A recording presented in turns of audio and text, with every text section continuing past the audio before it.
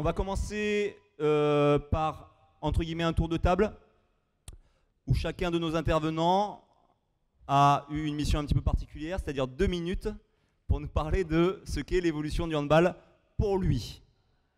Bien évidemment, après, on lâche les chevaux et c'est parti pour la cavalcade. On donne un ordre de passage ? On va donner un ordre de passage. Monsieur Amiel, bien évidemment, on vous laisse la parole. Honneur aux plus vieux. Bon, ben pour moi, l'évolution du handball, je l'ai dit tout à l'heure, c'est 60 ans, si je puis dire. Donc j'ai connu le handball à 11. L'évolution, c'est surtout finalement le grand changement qu'on a pu noter, c'est à partir du moment où la fédération a accepté la publicité, le sponsoring, ce qui a changé du tout au tout, parce que certains techniciens vous le diront, on a vécu une période où les clubs avaient peu de moyens, le professionnalisme, bien entendu, n'existait pas. Et je crois que l'évolution, c'est à partir du moment où Nelson Payou, je vais le répéter, s'est laissé convaincre qu'il serait souhaitable d'accepter tout de même, ne serait-ce que sur les maillots, un peu de publicité qui a permis au club d'avoir quelques revenus. Et c'est comme ça que les choses ont changé. Les sponsorings ont fait qu'on a eu une évolution à partir de, je dirais, 89, 90, qui a permis avec quelques de ministères, avec quelques partenaires, de constituer une équipe qui avait été confiée alors au numéro 1 des techniciens, à Daniel Constantini, qui a fait qu'en sorte, en 89, on a réussi à se qualifier pour le mondial, parce qu'à l'époque, il y avait 3 mondiaux, pour ceux qui l'ignorent. Il y avait le mondial C, le mondial B et le mondial A. Et nous évoluions en B. En 89, on s'est qualifié pour le mondial 90 en Tchéquie. En Tchécoslovaquie. Hein, 90. Tchécoslovaquie. En Tchécoslovaquie. Et effectivement, on s'est qualifié pour les Jeux. Et c'est à partir de là qu'on peut dire qu'il y a eu une évolution du handball. Le handball est devenu plus professionnel et les clubs ont évolué pour ceux qui sont maintenant. Même s'il y en a qui sont, là je vais faire un petit point, avec des Qataris qui les aident. Mais bon, ça fait partie des choses voilà. Bon, c'est tout ce que je pourrais dire. Je crois que j'ai utilisé mes 2 minutes. Mais vous pouvez éventuellement, si vous le souhaitez, poser des questions là-dessus. André, quand vous parlez, le temps s'arrête. Voilà. Alors, on va donner la parole à Jean-Luc Baudet. Jean-Luc, et derrière, ça sera Christian. Allô. Donc je vais essayer de tenir dans les 2 minutes pour vous dire ce que pour moi est l'évolution du handball. Pas celle qui est passée, parce qu'elle ne m'intéresse plus, mais celle qui est tournée vers le futur. Donc c'est de se préoccuper de l'évolution du club, c'est-à-dire de remettre le club dans nos préoccupations centrales, c'est-à-dire que s'il n'y avait pas les clubs et les licenciés, l'ensemble des structures fédérales comprises, ligues et comités, ne serviraient pas forcément à grand-chose. Donc il y a lieu de, effectivement, et l'école Med en est l'exemple type, c'est de vous apporter, entre guillemets, le plus de formation, de manière à ce qu'on puisse accueillir le plus de public possible.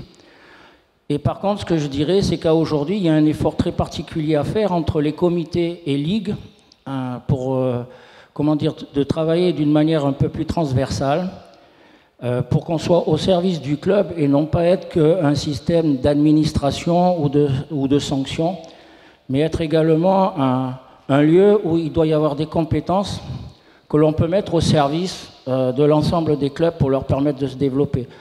Donc s'il y avait quelque chose d'important pour effectivement que maintenant on soit dans une évolution plus prégnante, tout simplement il faut que l'humain qui constitue les bénévoles et les salariés comprennent qu'ils sont au service des licenciés et des clubs et que donc dans nos méthodes de management et dans ce que nous devons produire pour l'avenir, il faut que chacun essaye de se repositionner pour être un peu plus performant et toujours au service du club. Voilà, la seule chose que je voulais dire, cette évolution ne pourra se faire que dans ce sens-là. On ne peut pas que sanctionner, administrer, mais il faut aussi être développeur, animateur, formateur, et faire de manière à ce que l'ensemble des clubs comprennent qu'on a intérêt à travailler ensemble, parce qu'on a quand même des concurrents, même si je ne devrais pas parler comme ça en étant au comité olympique, mais il existe du volley, il existe du basket, il existe du foot, et il faut qu'on conserve, nous, nos spécificités, et être le club phare, au moins en salle. Voilà, je vous remercie. Si vous avez des questions, je me retrouverai certainement dehors, sans alcool, hein, je peux répondre à toutes les questions. Merci Jean-Luc. Christian? Oui, en tant que représentant pour cet événement des clubs professionnels du handball français, en tant que représentant d'un club professionnel parmi les plus importants, on le reconnaît aujourd'hui, hein, puisque dans les 5 premiers budgets de la LNH, vous vous en doutez, je vais vanter les bienfaits de l'évolution et de la professionnalisation de notre sport en France. Alors les bienfaits, ils sont évidents en termes d'image, en termes médiatiques, avec toutes les retombées économiques que cela peut représenter, mais surtout, plus encore, c'est, je crois, très bénéfique en termes de retombées pour nos structures de formation. Et c'est là qui est vraiment le cœur du sujet, c'est que nous autres dirigeants de clubs, mais également des institutions, comités, ligues, fédérations, nous devons être très vigilants au respect d'un équilibre nécessaire entre le secteur professionnel et le secteur, entre guillemets, formation amateur. Et nous, dirigeants de clubs, nous devons être très vigilants à la redistribution de la richesse. Je crois que finalement, depuis la professionnalisation, il y a maintenant une vingtaine d'années, hein, ça s'est accentué. Tout ça dû à une équipe de barjots qui a certainement, si ce n'est initié, en tout cas accéléré le processus, peut-être sans le savoir à l'époque, mais ce processus de professionnalisation. Donc nous devons vraiment veiller à cette redistribution envers la formation, je vais résumer, un équilibre nécessaire entre le monde pro et le monde amateur. Et c'est comme ça qu'on restera une nation majeure, si ce n'est la nation majeure au niveau du handball. Merci Christian. Rudy. Bon, moi, je ne suis pas très à l'aise pour parler, pour faire des discours. Je suis beaucoup plus à l'aise sur un terrain pour m'exprimer en tant que technicien. Bon, par contre, je pense que j'ai vécu le handball à une époque où on avait du mal à dire « je fais du handball ». Parce que le handball était vraiment le sport le plus mineur. Il passait jamais à la télé. C'était un petit peu... les gens qui s'en occupaient, c'était des commentateurs qui n'y connaissaient rien, où il n'y avait aucune image à la télé. Et maintenant, tout le monde est fier de dire « voilà, je fais du handball » parce que notre palmarès a fait qu'on peut être fier et j'espère que ça va continuer. Alors donc, j'ai commencé le handball en Lorraine, d'abord en Alsace en tant que pratiquant, puis en Lorraine.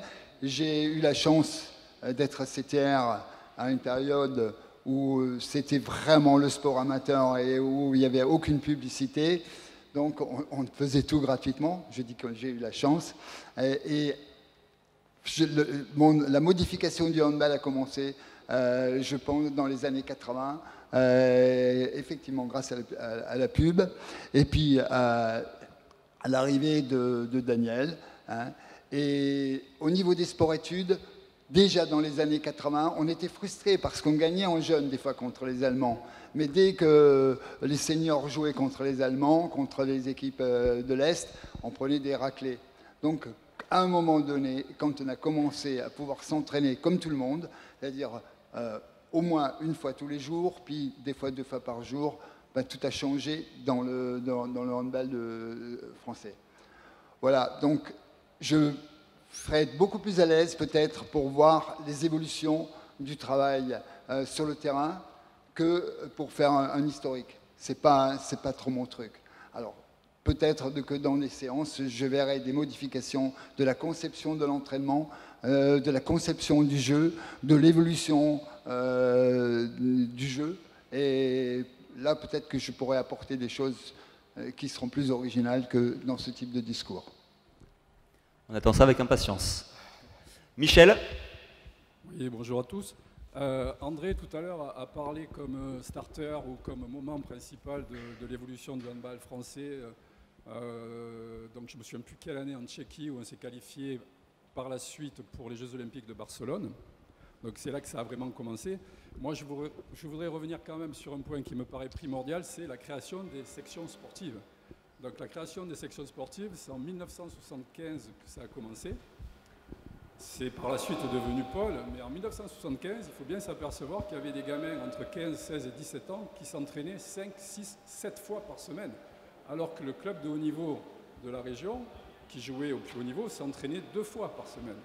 Donc on est arrivé à un moment donné où tous ces gamins-là qui s'entraînaient beaucoup et qui avaient des capacités physiques, techniques, tactiques, qui correspondaient même au niveau des joueurs qui étaient en LNH, enfin en première division, ces joueurs-là ont tout de suite postulé pour jouer en première division. Donc ça a mis un peu de temps pour, au niveau de la maturation, pour que ces jeunes joueurs puissent devenir des internationaux, mais je ne crois pas me tromper sur l'équipe qui s'est qualifiée pour les Jeux Olympiques de Barcelone. Il y avait pratiquement la totalité de l'équipe qui était passée par la section sport-études.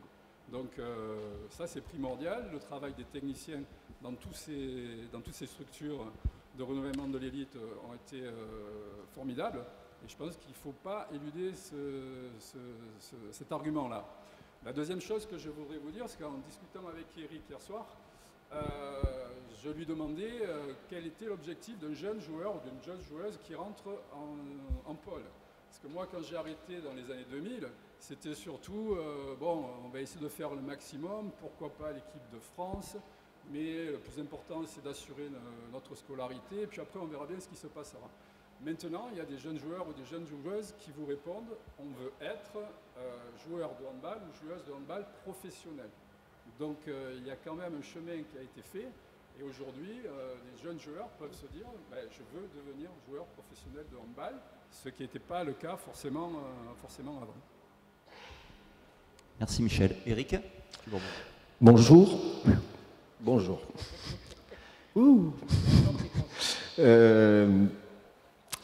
L'idée de parler de l'évolution du hand, elle vient d'un petit moment d'agacement, je l'avoue tranquillement, quand les médias vous demandent quelle fierté nous tirons d'avoir été les premiers, les pionniers, patati patata, alors que est clairement présent à l'esprit de toute la génération que j'ai eu la chance de fréquenter, que nous avons bénéficié du travail des générations qui nous ont précédés et dont vous avez ici quand même des représentants fameux.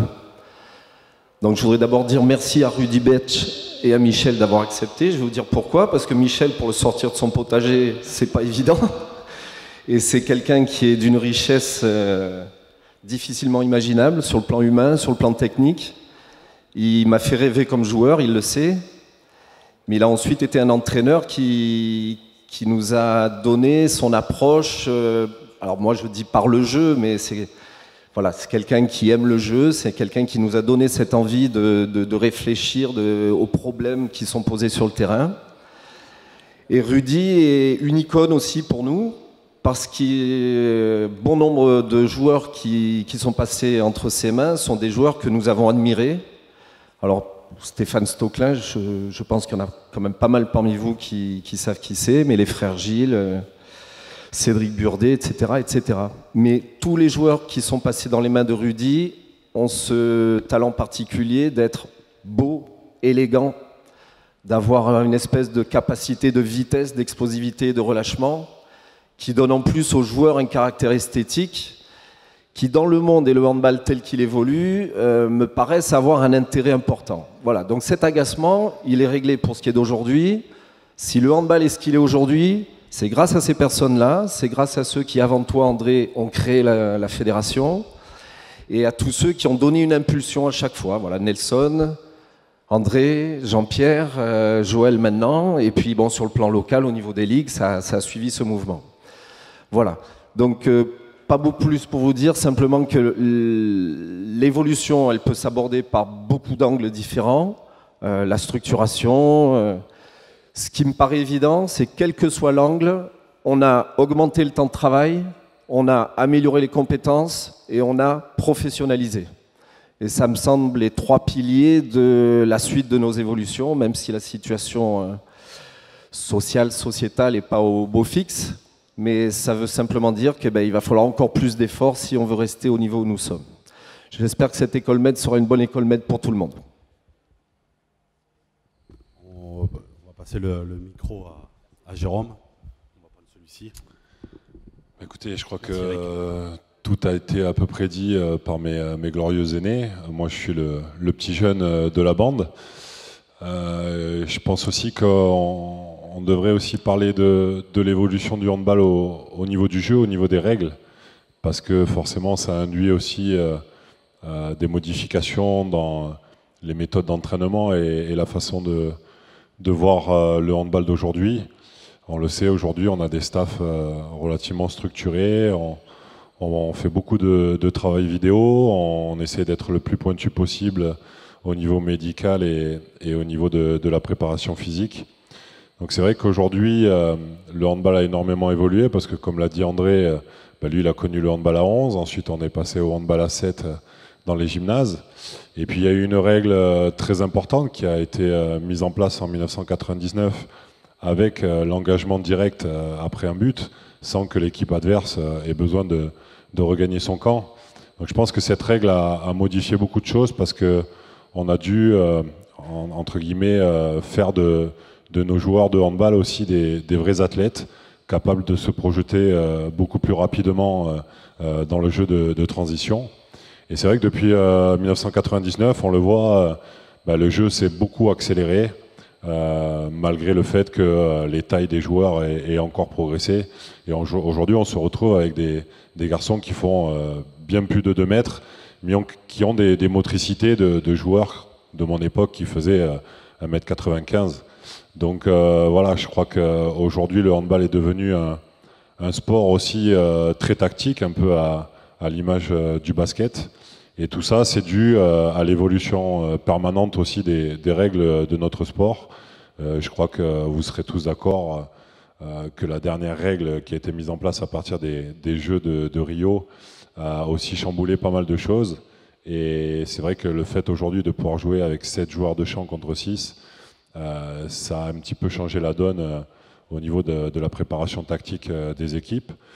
Donc voilà, on est obligé en permanence de s'adapter aux changements de règles que nous impose l'IHF.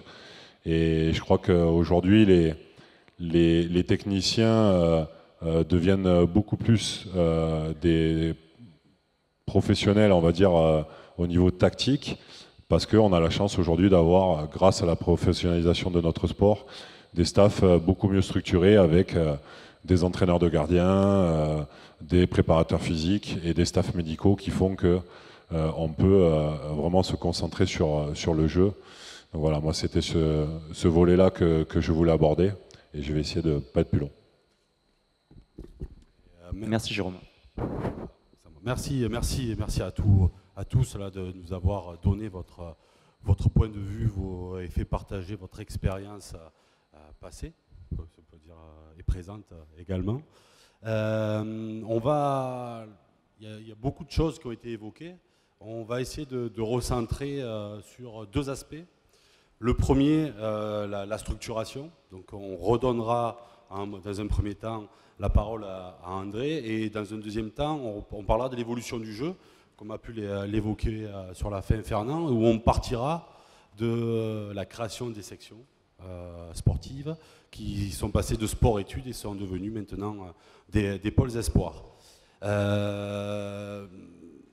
Alors, d'un point de vue historique, on va balayer du début de la professionnalisation jusqu'à nos jours.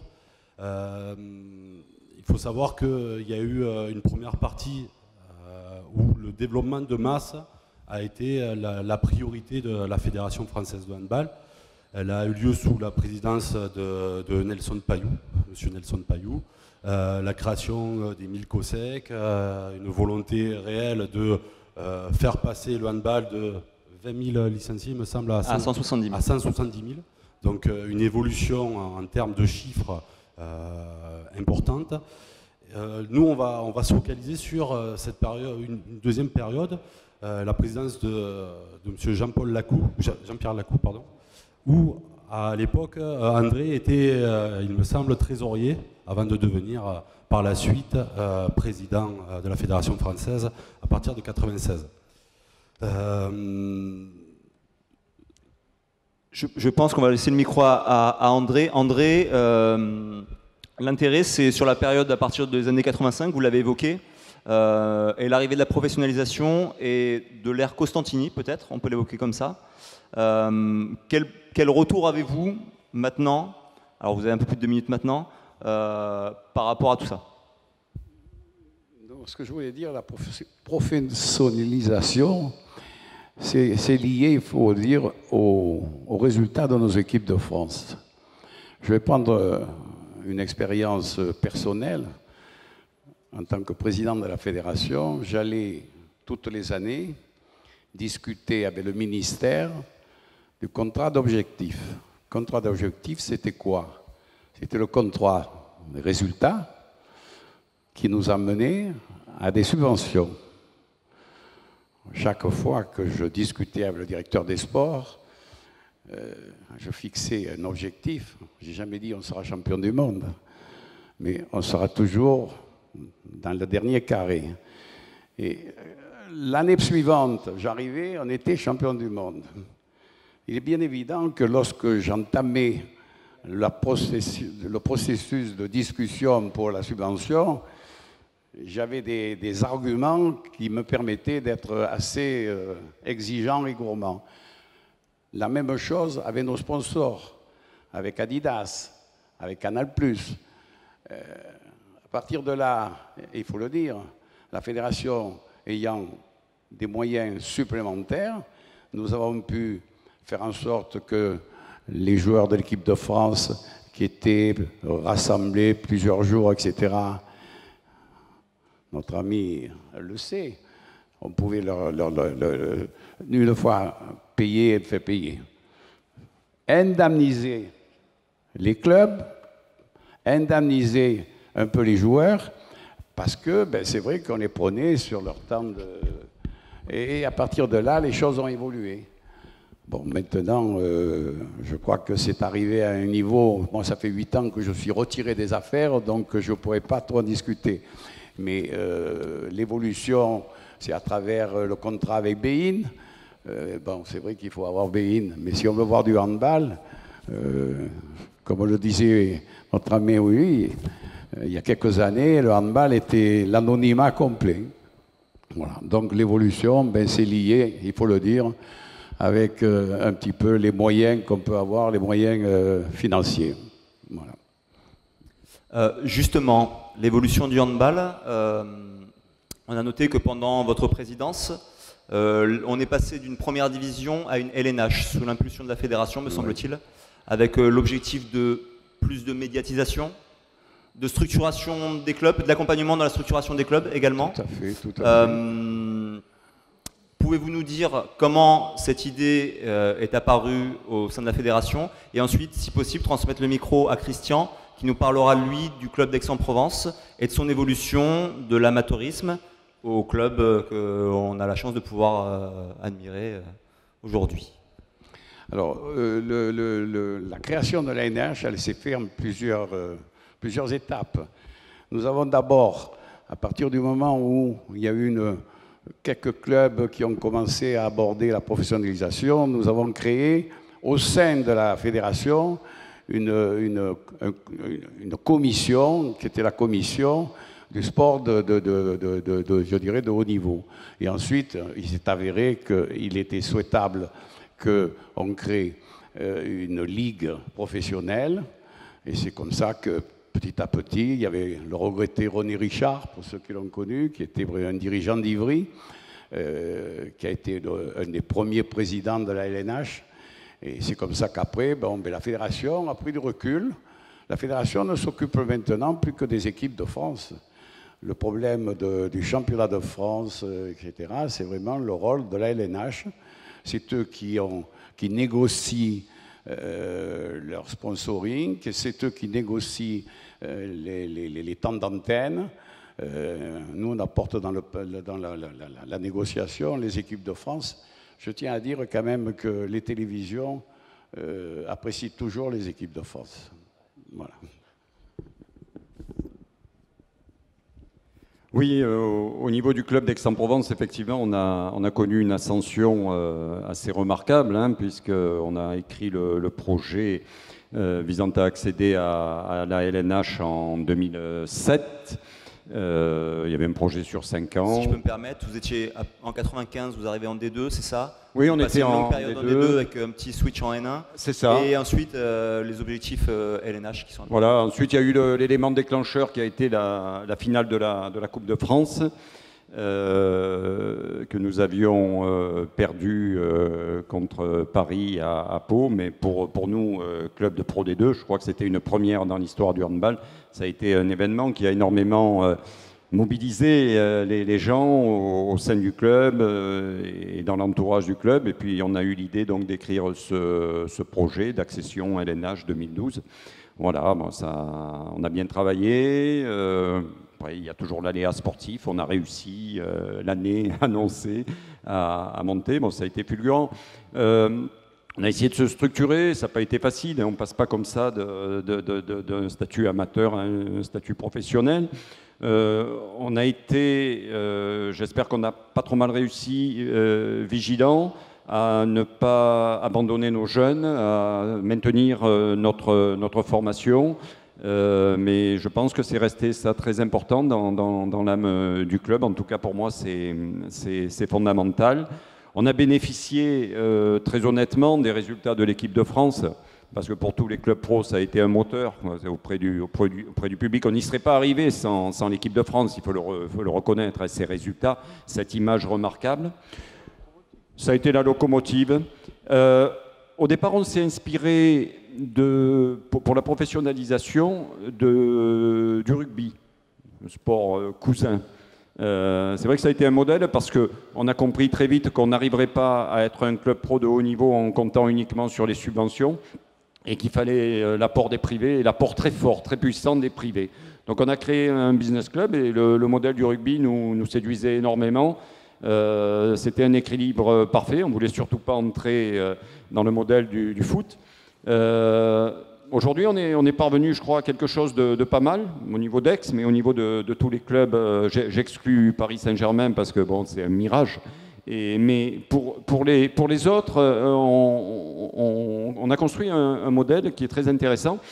Et aujourd'hui, alors que le rugby est peut-être en train de basculer, de perdre son image, de basculer dans l'excès, je crois que le temps est venu pour nos autres clubs professionnels français, finalement de construire et de retenir notre modèle. C'est-à-dire que je pense qu'on est à un stade d'évolution où maintenant, il va falloir être très vigilant à veiller au respect de nos valeurs que vous nous avez enseignées, que vous nous avez transmises, qui sont les valeurs de respect, les valeurs éducatives. Ça, c'est très, très important. Il faut vraiment que maintenant on est adulte, on est mature, on n'a plus honte de dire qu'on est handballeur. Au contraire, on en est très fiers.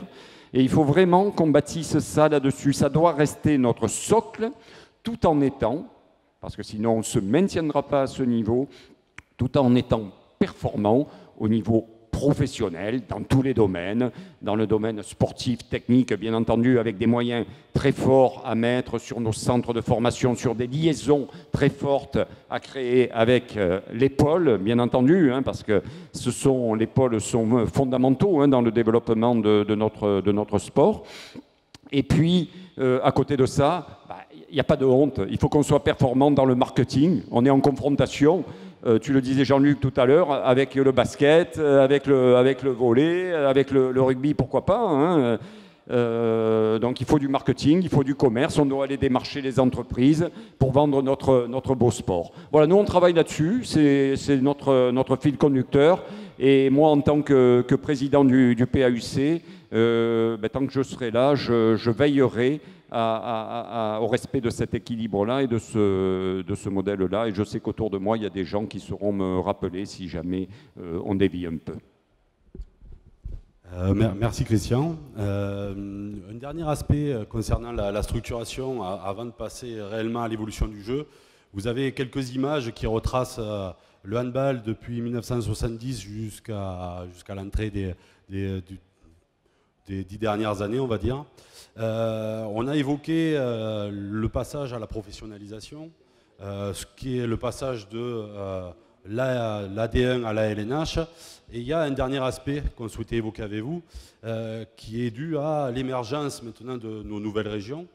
C'est-à-dire qu'on est passé à 13 grandes régions et peut-être une projection de ce que sera les futures ligues, les comités et les cellules club. Donc je souhaite donner la parole à ce sujet à Jean-Luc et derrière on parlera d'évolution du jeu et plus concrètement avec l'activité. Je vais refaire de la redite dans ce que j'ai dit dans les 2 minutes, mais l'axe essentiel déjà pour commencer, c'est que tout passe par le club. Donc à partir du moment où le club, on vient l'aider dans son développement, dans l'écriture d'un projet associatif, dans le fait de comprendre qu'aujourd'hui le handball est multiple, parce que là on parle bien évidemment du handball avec l'esprit de compétition, mais quand on est dans un club, il y a une vie sociétale, une vie associative, c'est-à-dire qu'à un moment on a des subventions qui émanent de la municipalité, et elle nous demande d'avoir le plus possible de gens qui sont intéressés à venir dans le club pour y trouver éventuellement ce qu'elle y recherche. Alors il y a des jeunes qui viennent parce qu'ils veulent être performants et puis qu'un jour ils iront au pôle et qui voudraient être internationaux. Mais il y a des petits qui ont envie de découvrir le handball. Puis je vais parler des pratiques avec le baby.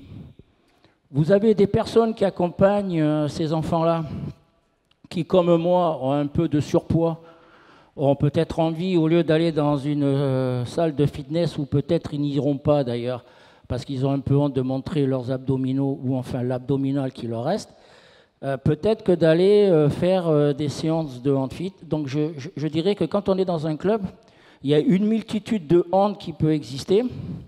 Tout à l'heure, on parlait du handball à 11. N'oublions pas que le handball à 11, en tant que manifestation sur un terrain en externe, des fois, ça peut être sympathique plutôt que d'être enfermé dans une salle où il fait assez chaud. Donc, il n'y a pas le handball. Alors, le handball, il est porté par le haut niveau, par les clubs professionnels, par l'image qu'on y met à la télévision. Mais le handball, il passe par qu'est-ce que je peux apporter à quelqu'un, à quel que soit son âge, dans mon club, pour faire une pratique handball, loisirs, jeunes, anciens, etc. Et faire qu'à un moment, on ait un mélange des générations, qu'on fasse que ce club se développe. Et ça, pour moi, c'est le principal. Donc le développement, il va passer déjà par tout ce qu'on peut essayer d'aider au club pour aller vers cette chose-là. Si on ne fait pas ça, et qu'on se consacre qu'au niveau du sportif, on a une perte importante sur un certain nombre de segments de clients, pour plaisanter, sur lesquels on n'est pas capable de leur proposer quelque chose. Donc, premièrement, le club. Et pour arriver à faire ça, il faut simplement que les structures de ligue et de comité arrêtent de croire, c'est ce que je disais tout à l'heure, qu'elles sont là pour administrer, gérer, sanctionner, machin. On est là aussi pour aider à développer, d'apporter des compétences, parce que si dans nos structures, il n'y a pas les compétences, c'est pas la peine, il faut les virer, il faut en prendre d'autres. Et à ce moment-là, il faut venir essayer d'apporter les compétences qu'on a dans des structures vis-à-vis du club. J'étais directeur de banque, je disais toujours à mon patron, c'est bien beau la hiérarchie, mais si demain vous n'avez pas des agences avec des clients, nous on ne sert pas à grand-chose. Le handball, c'est pareil. La structure comité et ligue dans un territoire, s'il n'y a pas de club avec des licenciés, honnêtement, on ne sert pas à grand-chose. Donc il faut qu'on revoie nos idéaux. Pour certains, il faut qu'on revoie nos égos. Je ne savais pas s'il fallait le dire ou pas, mais je le dis. De manière à ce qu'on soit plus sur une production de quelque chose que le fait que d'être dans une institution qui m'a donné des galons pour soi-disant représenter un handball, etc. Donc pour moi, deux choses importantes. Développement du club. Tout passe par le développement du club. Même chose, communication, marketing. Le meilleur développement que la Fédération française a fait, c'est les équipes de France. S'il n'y avait pas eu les équipes de France, vous pouvez mettre tout ce que vous voulez, communication, marketing, machin, celui-là, on est aux barrières. Donc il faut rester humble, filer un coup de main au club, essayer de le développer. Et il reste, et croyez-moi, il reste du potentiel pour avoir encore des licenciés qui viennent dans les clubs. Voilà, c'est tout ce que je voulais rajouter. Sachez que moi, je suis à disposition, je l'ai déjà dit, j'ai quelques compétences dans certains domaines. Et j'ai déjà dit, à chaque fois que je suis allé dans les comités pour me faire connaître, que j'étais prêt à aller dans tous les clubs de manière gratuite, comme ça au moins vous êtes sûr que ça ne coûte rien et à personne, pour filer un coup de main sur les sujets qui vous intéressent. Voilà. Et je suis disponible dehors avec le verre de whisky, si on me le permet. Merci Jean-Luc. On va rebondir maintenant sur l'aspect sportif et sur le jeu en lui-même. Je reviens sur ce que Michel énonçait tout à l'heure, sur le milieu des années 70 et sur l'apparition des sports-études. Et je reviens surtout sur la formation du jeune joueur en France, notamment. Alors c'est un objectif, en tout cas des moyens qui ont été mis en place par la Fédération française. L'apparition des premières sports-études dans le milieu des années 70. On a la chance d'avoir 3 entraîneurs de sport-études, Pôle Espoir, enfin on les appellera comme on veut. Comment avez-vous vécu l'émergence de ces structures? Et avec la lecture et cette quarantaine d'années maintenant d'évolution, comment vous les avez vus grandir? Rudy? Moi, je vais vous dire, avant d'être entraîneur de sport-études, j'étais entraîneur de club. J'ai entraîné une équipe qui est montée en première division, enfin à l'époque, ce n'est pas première division, en National 1 à Nancy. Et à l'époque, j'ai vu tous les manques des individus que j'entraînais à ce moment-là. Et je ne pouvais pas faire, sur le plan tactique, tout ce que j'avais dans la tête parce que les joueurs n'avaient pas les savoir-faire. Donc on était au niveau tactique lié à la pauvreté des savoir-faire des joueurs. Et mon rêve, c'était justement de former les joueurs qui allaient être les champions du monde peut-être en l'an 2000. Quoi, hein. Donc, quand j'ai pris la section de Chambéry, dans ma tête, j'avais des images de joueurs que je voulais former qui étaient totalement différents de ceux que j'avais eus, avec des savoir-faire techniques, athlétiques, moteurs, parce qu'au niveau de la motricité, bon, il y avait des potentiels avant, mais par contre, ces potentiels ne semblaient pas avoir été développés dans tous les sens. Et donc, pour moi, Chambéry, ça a été le départ, pour moi, hein, personnellement, du rêve que j'avais du joueur de haut niveau de l'an 2000. Hein. Donc voilà, donc c'était ça l'ambition. Et les structures l'ont permis. L'évolution de la compétition nationale l'a permis, parce qu'à un moment donné, c'est vrai que des joueurs, on peut parler de Stocklin. Stocklin, quand il est arrivé au pôle de Chambéry, il n'y a rien qui pouvait faire rêver un joueur pour être handballeur. Quand je lui disais tu seras le successeur de Bureau, ça ne le faisait pas vraiment rêver, quoi, hein. Donc, par contre, on a travaillé d'une façon qui était, je crois, à l'époque, originale au niveau du développement de toutes les capacités motrices pour donner des outils que les joueurs d'avant n'avaient pas. Les discussions que j'ai eues avec Daniel, parce qu'on avait des discussions au niveau de la performance des joueurs français, il disait nos joueurs, ils sont incapables, quand on a des situations appropriées pour marquer les buts, mais ils ne les marquent pas. Parce qu'au niveau de la motricité, du geste final, ils ne sont pas capables de mettre la balle là où il faut, quoi. Donc, toutes ces réflexions ont fait qu'on est allé vers un travail au niveau de la finesse technique. Enfin, je parle de moi personnellement, parce que je peux pas parler de ce qui s'est fait ailleurs. Donc cette idée-là, je l'avais en tête. Donc dans ce sens-là, il y a eu évolution entre ce qu'on a fait dans les années 75 jusqu'en 81, même dans les pôles. Dans les sports-études, à l'époque, j'étais en Lorraine. Donc à Lorraine, il y avait le Bar-le-Duc qui avait remporté un tas de titres de champion de France, mais où il n'y avait pas des joueurs qui me faisaient rêver sur le plan de leur savoir-faire. Voilà en quoi je crois qu'il y a une évolution dans le travail au niveau des pôles. Après, il y a un truc que je voudrais dire quand même par rapport à ce que tu as dit, Jérôme, tout à l'heure. Jérôme a dit qu'il y a une grosse évolution sur le plan de tout ce qui est tactique. Je pense que c'est peut-être pas tout à fait vrai. Je pense qu'au niveau de l'analyse tactique, dans les années 80, il y avait déjà les bases pour attaquer en surnombre, tout ce qui était... le Yago existait, tous les schémas, l'espagnol existait, le polonais existait, tout existait. Par contre, les facteurs d'exécution n'étaient pas les mêmes. Donc il fallait développer des facteurs d'exécution qui permettent de faire ça d'une autre façon. L'évolution, la vraie évolution, c'est probablement le jeu rapide. Voilà, enfin ça c'est mon avis, donc il y a des choses certainement que j'ai oubliées. Voilà. Merci Rudy. Eric, on peut peut-être transmettre à Michel qui a pris le pôle dans les années... Bien entendu, il y a hiérarchie, bien évidemment. Prums, il était Prums, Eric. Donc moi, je peux bien vous parler de l'évolution du travail, surtout en pôle, en sport-études, puisque moi j'étais responsable d'une section de 1985 jusqu'en 2000, et de 85 à 2000, j'ai travaillé tout seul.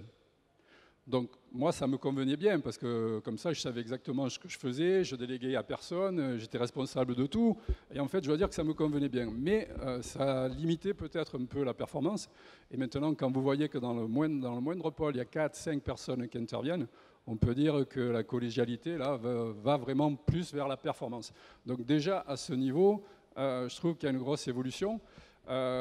Pendant 15 ans, j'ai fait du renforcement musculaire, mais je n'ai jamais fait de séance de musculation parce qu'on n'avait pas les installations et puis parce que ça ne nous venait pas forcément à l'esprit.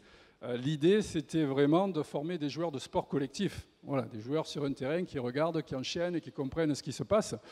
Mais c'est vrai qu'à un moment donné, ça ne suffit pas. Alors la musculation a apporté le fait que physiquement, on saute plus haut, on tire plus fort. Si on tire plus fort, si on pousse plus fort, on se sent plus fort mentalement aussi. Donc c'est vrai que cet aspect-là de la formation du joueur fait, à mon avis, que maintenant on arrive à rivaliser et à être les meilleurs au monde. Et je suis persuadé aussi qu'on est les meilleurs au monde là, parce que dans le jeu direct, on est très bon, mais tous les entraîneurs français n'éludent absolument pas le travail collectif, la relation à 2, à 3, les enchaînements. Donc on peut être performant, on peut crever tout le monde en allant tout droit, et on peut, en contournant aussi, trouver des solutions. Merci Michel. Eric, on va te donner le micro, mais avec peut-être une évolution dans le discours par rapport à ce que disait Jérôme tout à l'heure. Tu es aujourd'hui entraîneur de pôle, mais également tu as en direct les compétitions internationales jeunes, l'évolution de nos handballeurs professionnels de demain, nos représentants sur les équipes premières. Tu sors d'une compétition internationale, tu vis les nouvelles règles. Pour toi, qu'est-ce qu'elles ont transformé?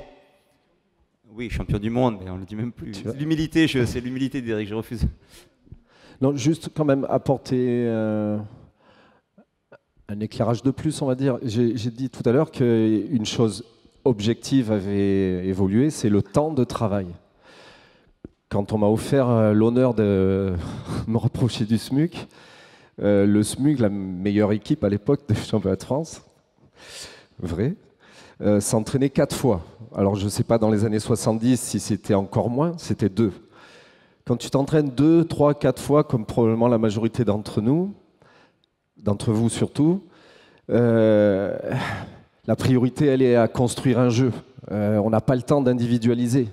Donc je pense que l'impact premier, objectif s'il en est, c'est que l'augmentation du temps de travail a permis de s'occuper plus individuellement des joueurs, de leur donner plus de savoir-faire technique, physique, et peut-être même d'avoir plus de temps pour le travail collectif.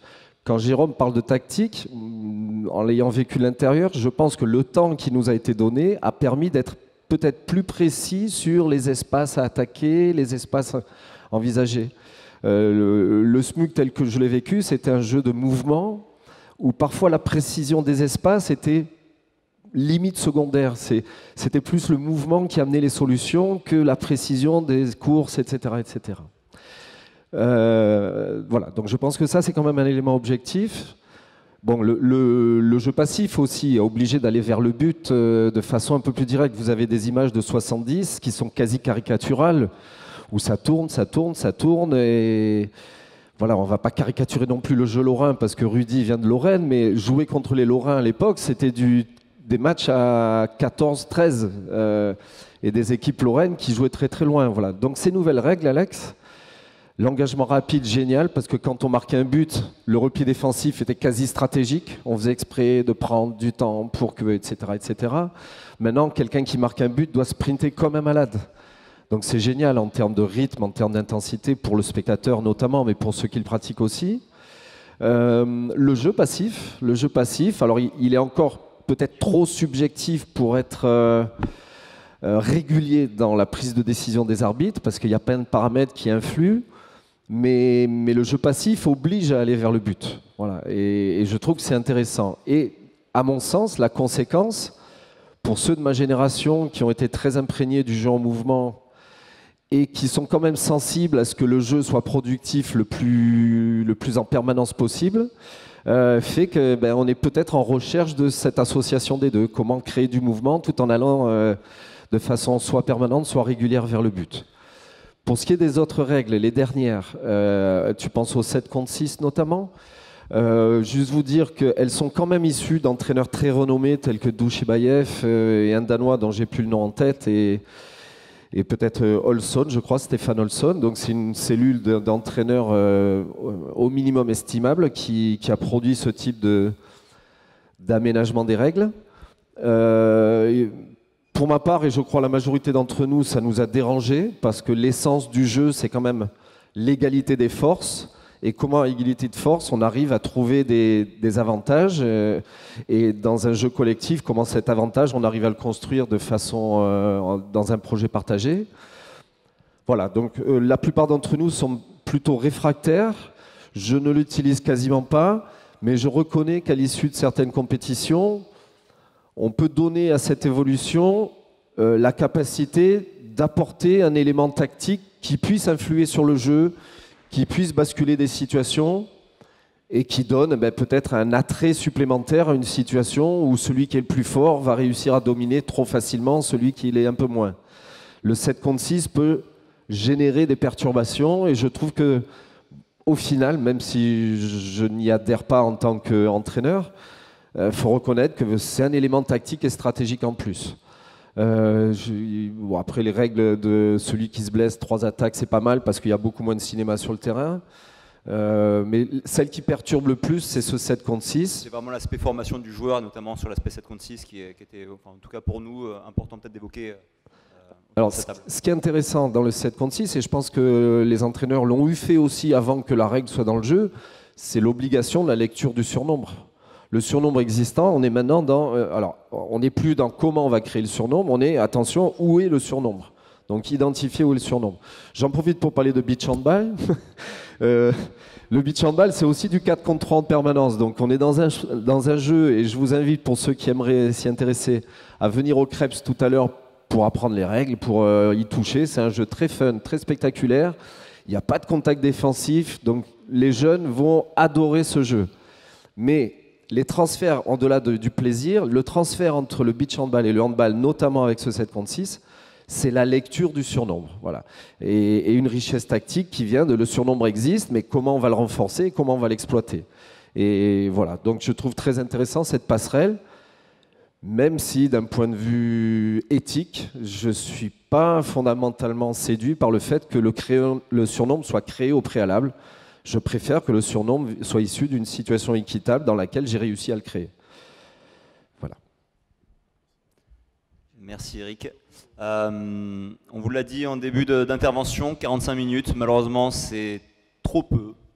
On vient de les dépasser et nos amis espagnols ont un entraînement à faire. On va laisser la parole à Rudy pour bien évidemment dire conclure. quelque chose à propos du surnombre. Le surnombre existe déjà quand on est à 6 contre 5. Donc effectivement, et quand on n'est pas capable forcément d'avoir du 80% ou du 90% à 6 contre 5, il y a du travail à faire pour qu'on ait un pourcentage intéressant à 7 contre 6, où les espaces vont de toute façon encore être plus petits.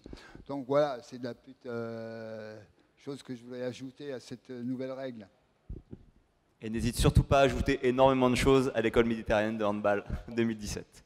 Merci beaucoup pour vos interventions.